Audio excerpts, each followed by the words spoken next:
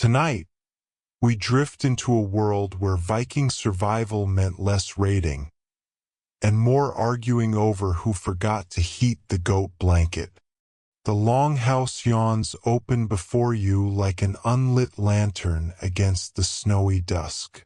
Straw mats spread across the floor, furs piled in unspoken invitation, and a low fire sputters in the hearth. Smoke curls upward, carrying the scent of spruce resin and salted fish. Your senses draw you inside, into the hush of winter preparedness. You probably won't make it through this day, and that's fine. Tonight isn't about conquering time. It's about soft comfort and slow curiosity. If your eyelids flutter shut, feel free to whisper a like or subscribe below. Share your location and local time in the comments. Who knows where you are while I whisper this story across centuries? Now let's ease into tonight's journey. You settle beside a wall of wooden planks, wrapped in thick wool, and listen as embers sigh. Winter outside glows pale. Inside, you feel the quiet pulse of sleep's slow drawing. Two old dogs lie curled at the hearth, steam rising from their breath. Someone hums an old tune, half forgotten but familiar. The first thing you notice, Vikings didn't hoard warmth, they distributed it. In a single longhouse, people, animals, and heat moved in shifting circles. You feel how bodies huddle near logs, how blankets shift like soft ice flows in a slow drift. Major fact: Vikings slept in communal arrangements where bodies shared warmth, often alternating shifts to avoid a frozen middle zone. Your gaze drifts to the corner where a child sleeps under a stack of hides. Obscure tidbit: archaeologists found Viking-era bone-eye masks used to block light, primitive eye-shaped earplugs, made from bone to encourage sleep in midnight daylight. But truly, evidence is thin. You think, do these masks really help? Historians still debate whether Viking sleep accessories were practical gear or ceremonial curiosities. A cat pads by, trailing dust motes in golden light. Above, herbs hang in thirsty bundles, rustling slightly. You relax. No heroics tonight, just warm breath, carved beams, and the faint lull of distant moaning wind. Dawn doesn't burst in, it seeps. A pale rectangle of sky slides through smoke-stained rafters. You stir under layered bedding. Linen sheet, wool blanket, fur cloak. Limbs ache in the kind of steady way only frozen joints understand. You rise quietly. Outside, footprints lead to the well. Round stones rimmed with frost and icicles. You step barefoot over rough planks, feeling every knotted grain. A pot of porridge waits near the fire, steam spiraling up like lazy smoke signals. You accept a wooden bowl. It smells of barley and salt and survival. The warmth seeps into your chest. You sip gently, letting it thaw memory as well as flesh. Nearby, a neighbor shakes a fur hat into a bowl of snow, packing it down so the snow melts slowly and radiates overnight. That's practical genius, heat storage derived from compacted snow. Major fact: Vikings used heated soapstone slabs, called hot stone beds, inside their beds, to retain warmth through the longest nights. And here's something odd. Some saga writers mention people loosening their furs before bed, almost slipping out piece by piece, to prevent night chills, like shedding winter in stages. But historians still debate if this was a real routine or just poetic crowding of details to sound dramatic. You pass someone tending smoke-hardened salted fish. They're trimming thin slices by torchlight, careful not to breathe on the meat. You breathe in the aroma. It smells preserved, patient, like stored memory. Beyond, a small group sits in flickering corners, stretching bones in routine joint rotations, achy joints trained by cold. You yawn. The day marches on. Not in grand battle, but in soft rotation. Fetching moss, checking the door seal, layering more straw under bedding. You feel the ritual as survival. Each step quiet, necessary, symbolic. And as you return to your layered sleeping nest, you realize rest here isn't passive. It's crafted, communal, intentional, and strangely high-tech for a world of frozen breath and long nights. Sleep doesn't just come here, it's summoned. You lie back in the longhouse's warm gloom, the fire whispering beside you. The night wraps around the walls like damp wool, thick and ever-present. A spoon clinks softly in a wooden bowl nearby. Someone turns over under their reindeer hide coverlet, muttering gently in a dream. Outside, frost forms on the roof beams, crystalline and patient. But inside, there's a kind of ritual warmth that feels earned. You're not just surviving winter. You're participating in a group conspiracy to defeat it with silence, breath, and stubborn comfort. The longhouse is dimly lit with fish oil lamps, little clay vessels flickering as if unsure of their own importance. Shadows dance along the wood like half-formed memories. One lamp rests on a shelf beside carved bone combs and a small, cracked mirror. You feel like you've stumbled into someone's very old, very cold bathroom. Major fact: Vikings typically slept in semi-private alcoves called benches, built along the longhouse's walls. These weren't beds in the modern sense. They were more like sleeping compartments tucked behind wooden panels. Think of it as early Scandinavian capsule hotel design. In one of those alcoves, an old woman sharpens a spindle by firelight. She hums a low tune. Her corner smells faintly of lanolin and dried berries. Someone offers her a small flask. She takes a sip, fermented honey wine, or mjad, warming her from within. The flickering light makes her eyes gleam. Obscure tidbit: it's believed some Viking households used a special sleep charm called Dromsmere, a carved token placed beneath the bed or inside one's pillow, meant to invite good dreams or ward off ancestral mischief. You wonder if it ever worked. Then again, historians still debate whether these charms were real items or just saga-inflated metaphor. The difference between protection and poetry can be as thin as a piece of carved driftwood. Someone sneezes.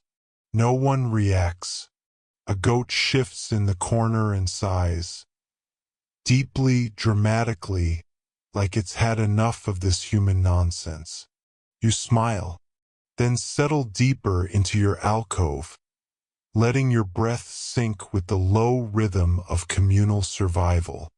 It's oddly romantic in a very hay-filled, itchy sort of way. The snow outside thickens. The door thumps lightly in the wind. One of those soft knocks that sound almost intentional, like a neighbor politely asking if you have any spare fire.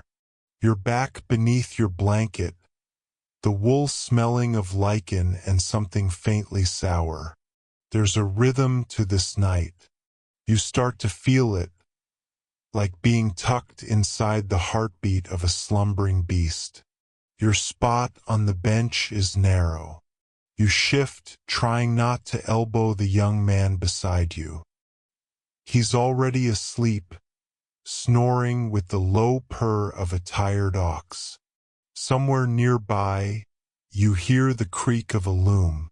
Someone couldn't sleep either. A candle burns low on a shelf, the flame haloed in beeswax smoke. Above it, a thin carving, a ship with curled ends, riding across a carved sea. Even dreams here are carved into wood. Major fact: Vikings followed the solar cycle for sleep, rising with the light, sleeping through the dark, but in deep winter, they often practiced segmented sleep. That's right, 2 sleep phases with a wakeful hour or 2 in the middle of the night for prayer, chores, or, well, other kinds of nocturnal diplomacy. You sit through this wakeful hour with them, wrapped in stillness and wool. Someone sharpens a blade beside the fire, careful not to disturb the others. The blade's song against the stone is oddly soothing. Obscure tidbit: some evidence suggests the Vikings used sealskin-wrapped stones as pillows. Hard, yes, but warm and resistant to dampness. Like hugging a very tired dolphin. You wonder, was this midnight hour sacred or just deeply inconvenient? Historians still debate whether segmented sleep was a necessity or a cultural preference for deep introspection, or just the side effect of sleeping in an icebox. You yawn. The goats are asleep again. The wind rattles the roof like an impatient dinner guest. You return to your furs, pulling the sealstone pillow close, and let the next wave of sleep find you. No alarm clocks, no to-do lists, just the firelight and the breath of everyone else dreaming beside you. By now, you've accepted that Viking sleep is more of a group activity than a personal endeavor. You wake slowly to the sound of rustling wool and someone humming a song about a horse with 2 left hooves. The air smells of smoke, old bread, and sheep that have seen things. You sit up, stretching in the faint morning light that filters through a crack in the thatch above. Outside, the snow crunches under heavy boots. Someone is already shoveling a path, grumbling with the kind of morning spirit usually reserved for broken coffee machines. You peek outside the longhouse. A wide, white field glows in the pale sun, flanked by stiff trees and a frozen stream. A woman stands beside a steaming pot, stirring with one hand and swatting a child with the other. Not out of anger, just out of habit. The child giggles and runs, trailing laughter like fog. Major fact: Viking longhouses were often shared by extended families and even livestock during the cold months. Cows, goats, and sheep would be brought inside for warmth and convenience. This made the space warmer and much smellier. You duck back inside. A goat watches you with suspicion. You try to make peace by not making eye contact. It blinks slowly. You blink slower. Peace is achieved. Breakfast is happening. Flatbreads, sour porridge, and what might be a dried fish. Someone tries to slice cheese, but it fights back.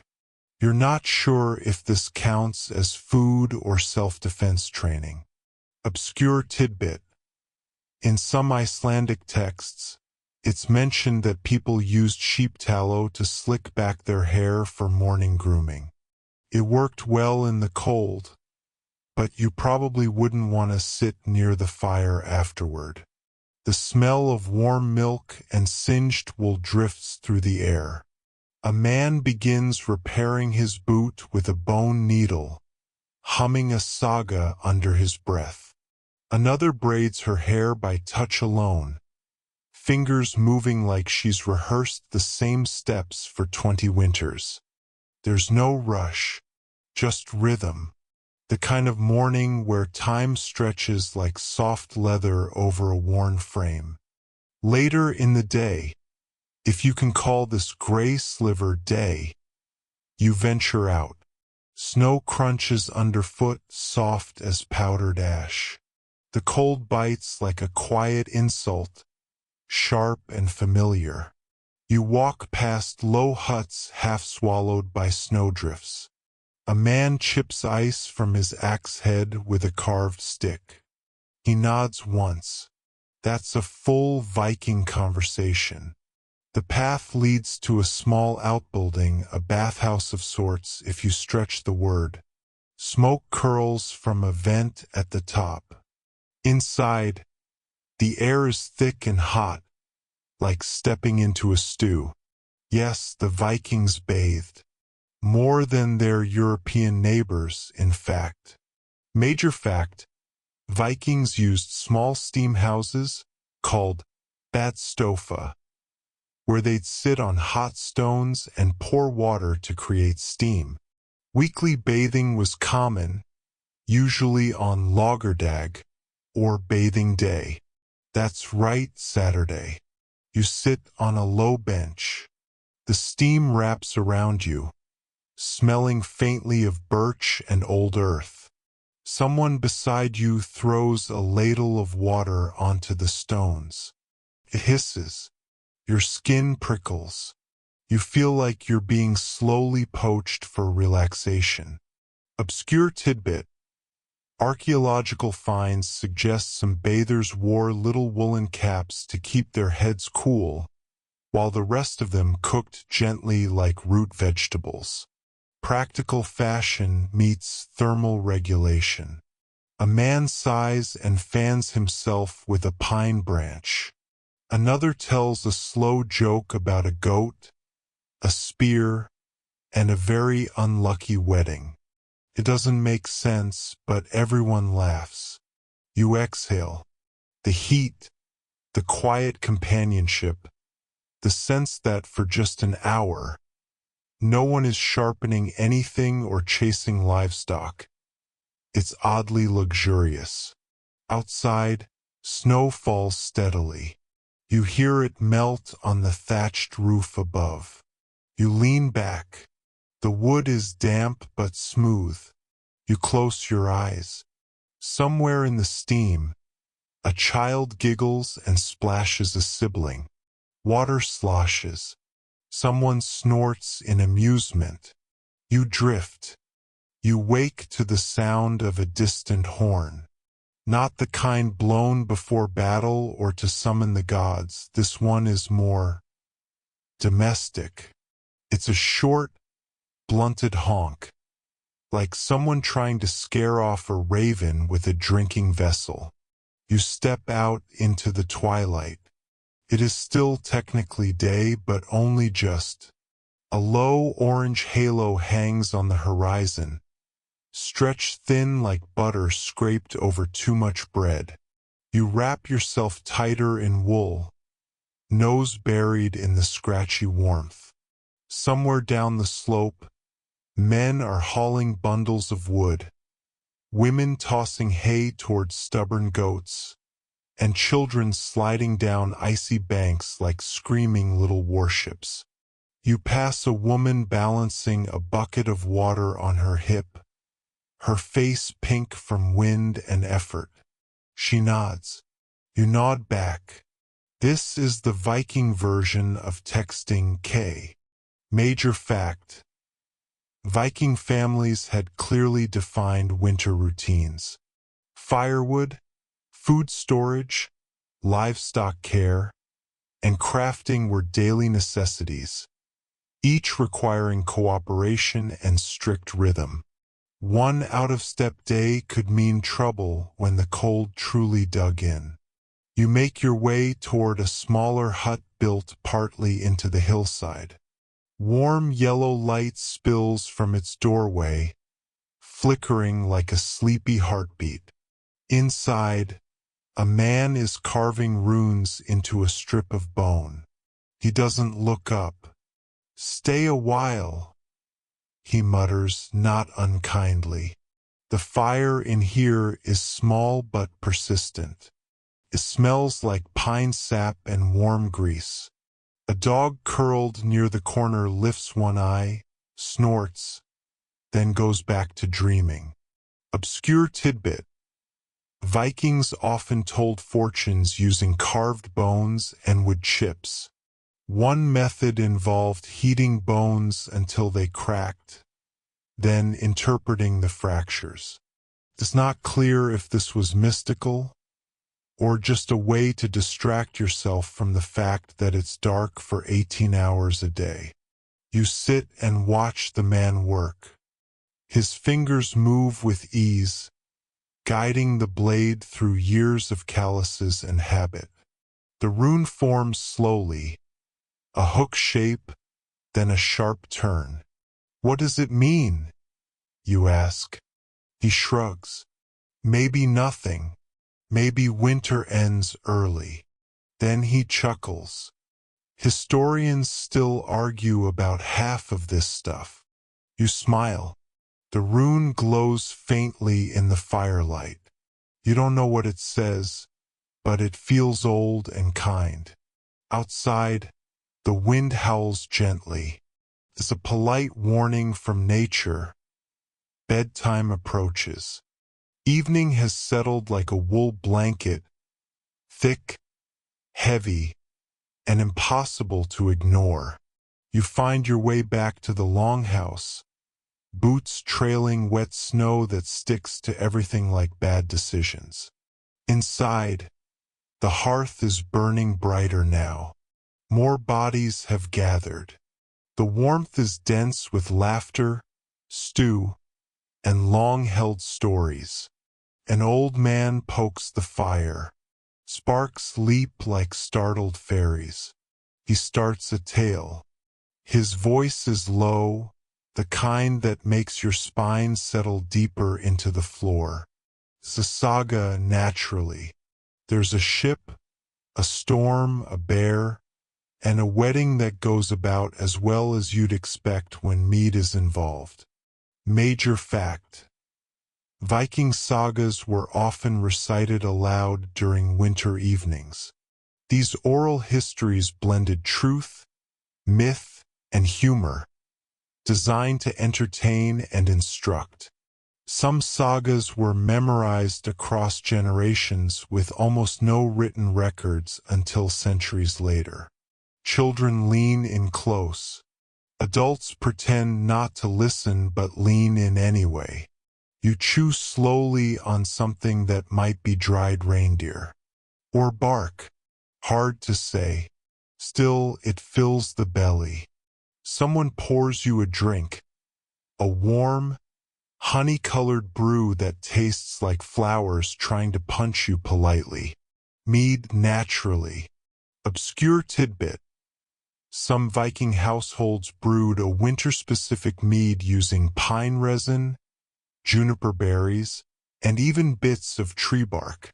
It was medicinal, festive, and allegedly helped you sleep. Or at least forget that the roof leaks. You lean back against a post. Across the room, a woman is weaving something on a loom, the rhythm like rain. The man beside her snores, mouth open, dreaming of fish or fire or both. The old man finishes his saga. There's a pause. Then someone mutters, "That's not how my uncle told it." Someone else, "Well, your uncle's missing a thumb." The room chuckles, low and sleepy. The fire settles.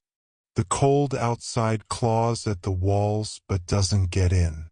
You close your eyes. There are worse places to be than this. Wrapped in warmth, steeped in story, slowly melting into the quiet hush of a Viking winter night. You awaken slowly, not startled, not cold, just present. The fire has died down to a soft red sigh, and around you, the longhouse breathes in unison. People shift in sleep, cough quietly, whisper in their dreams. It's that strange hour, too early for chores, too late to pretend it's still yesterday. You stretch beneath the heavy woolen blanket, listening to the creak of roof beams above, settling from the night's frost. Somewhere, a chicken is already protesting the concept of morning. You sit up and realize something important. You haven't bathed in 3 days. But then again, neither has anyone else. Major fact: Vikings actually did care about cleanliness, more than many of their medieval European neighbors. They bathed weekly, often on Saturdays, and used soap made from animal fat and ash. Combs, tweezers, and even ear cleaners made of bone were common finds in Norse graves. You stumble outside, boots crunching across frozen earth. The sky is just beginning to blush, as if embarrassed by how cold it still is. You head toward a nearby stream, not with enthusiasm, but with the grim resolve of someone about to splash glacier runoff onto their face. A small group of men is already there, standing shirtless and steaming like freshly baked bread. One of them grins at you, snowflakes sticking to his beard like powdered sugar. He hands you a wooden scoop. It's not that bad once you go numb. Obscure tidbit: in some regions, Vikings would rub themselves down with snow after saunas, or even jump into icy water to close their pores. Not for thrill, just practicality. Clean pores were less likely to get infected. And, as it turns out, screaming into a fjord builds character. You splash your face, instantly regretting every decision that led you here. You dry your hands on a fur that smells like yesterday's stew. Then you walk back, vaguely cleaner, and not entirely awake. The wind tugs at your sleeves like a needy goat. Back inside, breakfast is already in motion. Flatbread, dried fish, and a sort of porridge that tastes better when you stop asking questions. A small child offers you a carved wooden spoon. Sticky. You nod in gratitude. They nod back very seriously.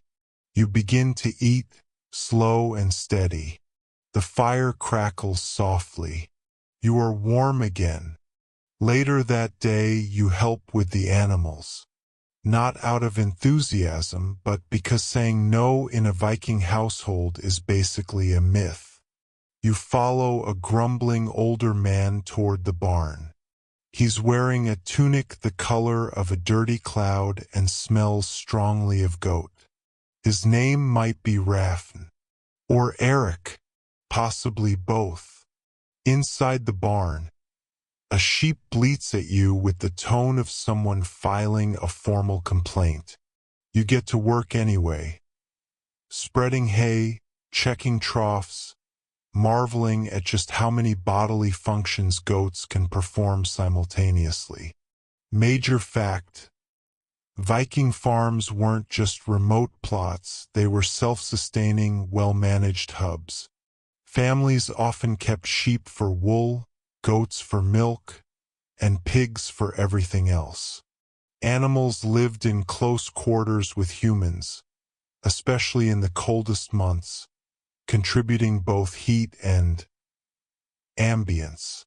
You try not to inhale too deeply.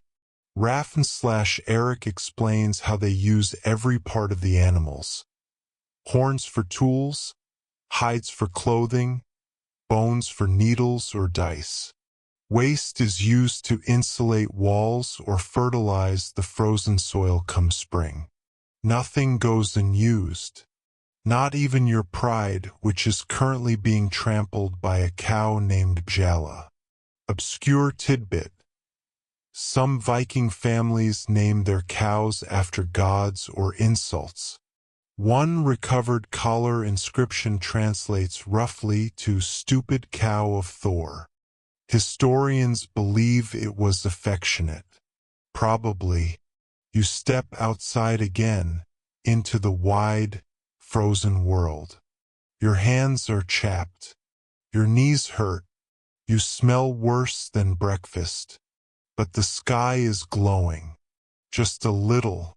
The pale sun arcs low like it's doing a slow loop around a winter playground. Children are throwing snowballs. One hits a man in the back of the head. He pretends to collapse, groaning. Laughter erupts. The snowballer shrieks and runs. You wander back to the longhouse, cheeks pink, thoughts heavy and soft like fresh wool. Someone hands you a horn of something warm. You sip, meat again, or broth. Either way, it tastes like home. The world slows. Even the wind seems to hush, just for a moment, as if trying not to wake the stories tucked into these wooden walls. It's the middle of the afternoon, and you're perched near the hearth again, where the smoke curls like slow thoughts. Around you, the longhouse hums with life, quiet life. Someone is weaving. Someone is snoring. Someone is carving what appears to be a small dragon with very large teeth and very tiny wings. You decide not to ask. You stare at the ceiling and imagine it snowing through the beams. Not because it is, but because it probably has at some point. It's that kind of ceiling. Beside you, an old woman hums a tune that sounds like a lullaby sung by someone who's seen too much. Her hands are busy with yarn, gray, wiry stuff that smells faintly of sheep and memory. She doesn't look at you, but somehow she knows you're watching. You spin like this, she mutters, half to herself, half to you. Not too fast, not too soft. The thread has to hold, even when the cold wants it to snap. Major fact. Spinning and weaving were essential skills in Viking households, especially among women. Textile production was a year-round necessity, with wool being processed, spun into yarn, and woven into fabric, all by hand, often by the light of a hearth or a tallow lamp. You watch the spindle whirl in her lap. It's hypnotic, like watching time pass by in circles. A few feet away, another woman is dyeing fabric in a clay pot, using onion skins. The fabric comes out golden and smells a little like soup. Obscure tidbit. Vikings made dyes from all sorts of things: woad for blue, lichens for purple, birch bark for pink. Some colors were so tricky to make that having vibrantly dyed clothes was a subtle flex. Imagine rolling up to a feast in your best beetroot red. You run your fingers along a length of woven cloth. It's rough but strong, like the people here, like the goats, honestly. The old woman hands you a spindle. You try it. You fail. She grunts with amusement. Better to marry someone who already knows how to spin, she says. But you'll do in a pinch. You're not sure if that's a compliment. A child sits down beside you and starts winding yarn around your arm like a loom. You're now part of the crafting process. You surrender to it with dignity. The hearth pops. The snow drifts lazily outside. Inside, you're wrapped in wool and stories and faintly onion-scented cloth. Later, the longhouse begins to quiet again. Not into sleep, but into stillness. This is when people reflect, or pretend to reflect while secretly dozing. You step out again into the twilight. The cold meets your face like an overly enthusiastic relative, cheek-pinching and uninvited. Your boots crunch across a path half frozen and half squelching. The path leads past the paddocks, the empty wooden barrels, and a stone well rimmed with frost like sugar on a holiday cookie. You keep walking. No one stops you. Maybe they think you know where you're going. You don't. But the stars are beginning to blink overhead, and the air smells like wood smoke and iron. You find yourself near a tiny building that might generously be called a sauna, or perhaps a storage hut that wishes it were a sauna. Inside, heat radiates from stones stacked like sleepy turtles. A young man is adding water to the stones. Steam bursts upward like a ghost that's late for a haunting. He nods toward a bench. You sit. You both exist in silence for several minutes, which in Viking time is a deep, spiritual conversation. Then he says, "It's not about being clean. It's about feeling like you survived something." Major fact: Vikings loved steam baths. The badstofa or bathhouse was used weekly if not more often. Hot rocks were splashed with water to create steam, and birch branches were used to sweat the skin and improve circulation. It was social, spiritual, and yes, slightly painful. You breathe deeply. Birch, sweat, and cedar wood clears your mind. Or maybe that's just the heat forcing your brain to temporarily reboot. The man beside you hums a tune with no name. It sounds like mist curling over a fjord. You look down at your feet. You look up at the smoke hole above, where the stars are peeking in like curious birds. Then you say, "Thanks." He shrugs. "You smell less like goat now." Obscure tidbit. Some Norse communities believed that steam could cleanse not just the body, but the spirit. Steam baths were used after battles, during childbirth, and before long journeys. There were even special songs for heating the stones, half prayer, half recipe for inner peace. You linger there in the warmth, limbs stretched, brain drifting. And when you finally leave, wrapped in a fur that someone insists was once white, you step back into the snow feeling. Not warm exactly, but deeply, stubbornly not cold. The sky above is dark velvet now. The longhouse waits, glowing with candlelight. You return home, and for once the goats don't protest. You sleep deeply that night, curled like a comma in a sentence the gods haven't finished yet. Morning finds you before you're quite ready to find it. The light slips in low, blue-gray, and gently accusing, across the longhouse floor. Someone is already grinding grain. Someone else is already complaining about the cold, which, to be fair, is still enthusiastic in its commitment to frostbite. You rub your eyes and sit up. The furs slide off you like lazy fog, and your toes immediately regret being born. Breakfast today is a porridge that could double as wall plaster. It's hearty, it's hot, and it tastes exactly like oatmeal with ambition. You eat with the quiet resignation of someone who understands it's either this or chewing on salted fish for variety. Outside, the snow is beginning to soften under the rare mercy of winter sun. You wrap yourself in wool and animal skin, layers upon layers like some kind of medieval onion, and head out.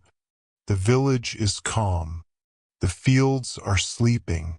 Smoke curls from rooftops, slow and thoughtful.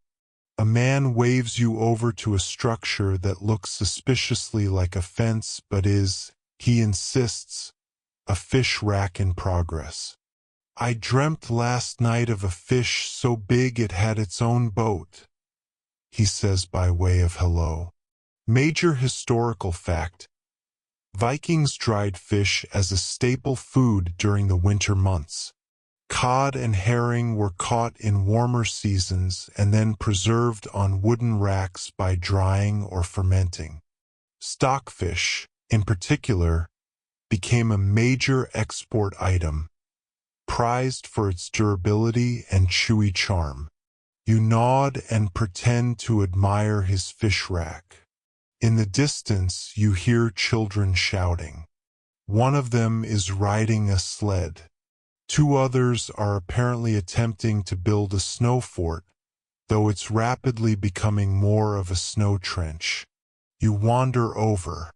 The snow crunches in a satisfying way, and you find yourself offering unsolicited advice on how to improve their fort's structural integrity. They mostly ignore you, which feels historically accurate. One of the smaller children proudly shows you a snow sculpture that you assume is meant to be a reindeer but looks like a very confused sheep. You compliment the horns. The child beams. Obscure tidbit: Vikings used carved wooden toys and snow games as forms of play and informal training for children. Sledding, mock sword fights, and snow construction weren't just games. They helped kids build agility, coordination, and creativity. Also, they were fun, which is sometimes reason enough. A woman passes by, balancing a basket of dried herbs on her hip and humming a tune that has no beginning and no end. You follow her back toward the longhouse, because curiosity is a powerful fuel, even when you're cold and slightly porridge heavy. Inside, she begins laying out the herbs on a cloth near the fire. You recognize some sage, thyme, something that smells alarmingly like foot, but others are stranger. For coughs, she explains, pointing. For wounds. For when the goats look at you funny. You suspect that last one may not be medicinal, but you nod with solemn understanding. She crushes a few leaves between her fingers, and the scent lifts into the air like a green ghost. You'll want to remember this smell, she says. It's what winter gives you when it takes everything else. You sit by the fire again, this time not to warm up, but to watch. The herbs curl and twist as they dry, like they're trying to remember their summer selves. You breathe in, and it smells like stories waiting to be told. Later in the day, you find yourself walking down a narrow path toward the woods. No one says why. You just know to go. The snow is shallower here, and the wind whispers in the trees like it knows secrets but only tells squirrels. Eventually, you reach a clearing where a ring of stones sits. At the center is a fire, small but steady. A man stands nearby, sharpening what looks like a ceremonial axe, and not necessarily because he needs to. He doesn't greet you. He gestures for you to sit. You do. The fire crackles. This is where we speak to the old ones, he says finally. And sometimes they answer, usually in dreams, occasionally in weird weather. Major fact: Vikings practiced a mix of animistic belief and Norse paganism, where natural places, like groves, stones, and springs, were considered sacred. Rituals were often performed outdoors, especially during solstices or important seasonal changes. Fire, blood, and dreams all played their part. The man throws something into the flames. It smells like pine and fat. Smoke spirals up, slow and elegant. You sit in silence for a while, unsure if something profound is supposed to happen or if the point is to simply be here. Then a second figure enters the clearing, a woman in dark furs, her hair braided in loops that look like question marks. She hums, loudly. Then she begins to chant. You don't understand the words, but your spine reacts like it does. She opens a pouch and tosses dried berries into the fire. Offerings, she says, for a good night's sleep and a dream without falling endlessly into fjords. Obscure tidbit: Vikings sometimes consumed fermented berries or hallucinogenic herbs during ritual ceremonies to achieve altered states, often guided by seers or volar. These experiences were believed to bring visions, knowledge, or useful cryptic metaphors. You watch the fire dance in the twilight. No visions arrive, unless you count the squirrel glaring at you from a nearby branch. Still, there's something grounding about it all, the rhythm, the sense, the vague threat of ancient judgment. The seer woman turns to you. You'll be fine, she says. Just remember, not all dreams are meant to make sense. She walks away. You follow the path back home with the feeling that something ancient briefly noticed you and chose to wink. By the time you reach the longhouse, dinner is already underway. Stew, bread, laughter. No one asks where you went. They just scoot over to make room. You sit. You eat. You let the warmth of soup and story soak into your bones like old honey. And that night, when you sleep, you dream of smoke signals that spell your name in runes you've never seen before. You wake with frost edging the window ledge and the smell of baked rye hanging in the air. Somehow, it feels like you've been here for years, even though time hasn't really made its intentions clear. The longhouse is quieter this morning. No snoring, no gossip, no one dropping a ladle into the stew pot and cursing softly under their breath. Just the low murmur of the fire, like it's telling its own story in embers and sighs. You step outside. Snow is melting in thin lines from the rooftops. The air smells like wet wool and thawing wood, and it's almost warm enough to imagine spring. If you squint, hold your breath, and pretend. A man walks past leading a goat that looks like it's considering mutiny. Another carries a basket of pine needles and hums a song with no chorus. A child is painting something on the side of a storage shed using mud and a stick. You ask what it is. Art, they say, and that's the end of that.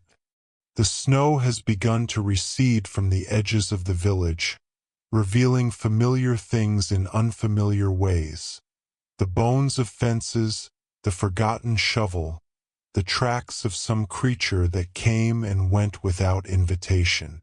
Major historical fact: Viking villages didn't hibernate through winter.